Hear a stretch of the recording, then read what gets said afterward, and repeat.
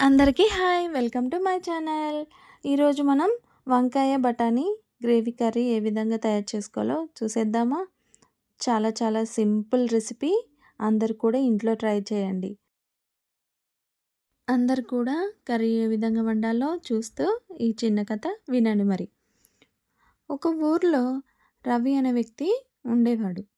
అతను చాలా సాధారణంగా ఉండేవాడు. ఎక్కువ మాట్లాడు, ఎక్కువ గొప్పలు చెప్పడు. ఒకరోజు ఆ ఊర్లో కొత్త బిజినెస్ ట్రెండ్ వచ్చింది. ఇదే భవిష్యత్ అని అందరూ అదే చేస్తున్నారు. రవి అడిగాడు, ఇది నిజంగా మనకు సరిపోతుందా?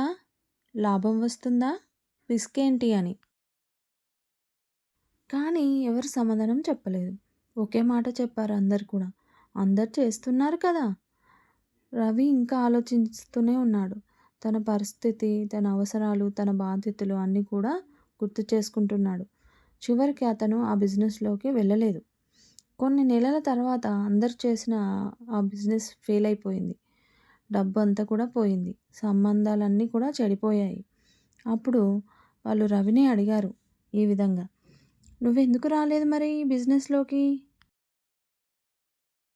రవి కొంచెం నవ్వుతూ ఒక మాట చెప్పాడు.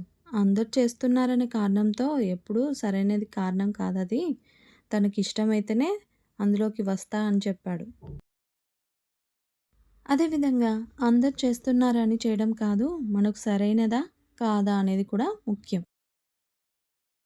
ఇలా చెప్తున్నానని కాదు కానీ ఈ కూర కూడా అలానే. అందరు చేసే విధానం కాదు, సరైన విధానం ముఖ్యం అసలు. అందరూ ఏమనుకోకండి.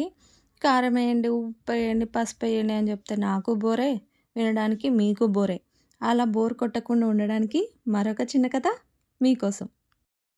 ఒక అడవిలో చాలా పిట్టలు ఉండేవి.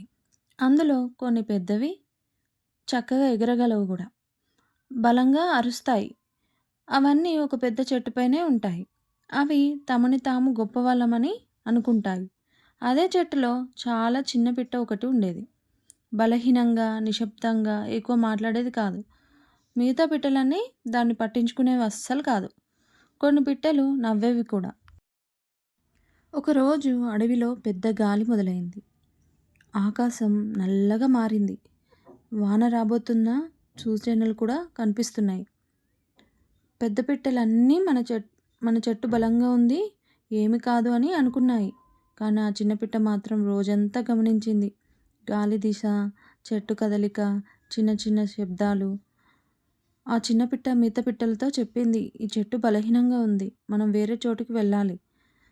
పెద్ద పిట్టలు నవ్వాయి. నువ్వెవరు? మాకు చెప్పేంత తెలివి నీకుందా అన్నారు. ఆ రాత్రి భయంకరమైన వాన. గాలి గట్టిగా, పెద్ద పెద్ద కొమ్మలు విరిగిపడుతున్నాయి. ఆ చెట్టు ఊగిపోతుంది. పెద్ద పిట్టలకు భయం మొదలైంది అసలు. అప్పటికే ఆ చిన్న పిట్ట చాలా ముందే ఒక చిన్న గుహ దగ్గరికి వెళ్ళిపోయింది. ఒక్కసారిగా పెద్ద శబ్దం. ఆ చెట్టు పూర్తిగా పడిపోయింది. పెద్ద పిట్టలు చెల్లాచెదరయ్యాయి. కొన్ని గాయపడ్డాయి, కొన్ని దారి తప్పాయి. ఉదయం వాన ఆగింది. ఆకాశం స్పష్టంగా ఉంది. అప్పుడే ఆ పెద్ద పిట్టలు చూశాయి, ఆ చిన్న పిట్ట సురక్షితంగా ఉంది, శాంతిగా ఉంది.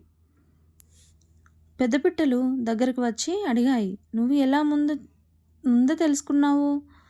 చిన్న పిట్ట చెప్పింది, నేను బలంగా లేను, కానీ గమనించాను, నిశ్శబ్దంగా చూశాను, అర్థం చేసుకున్నాను.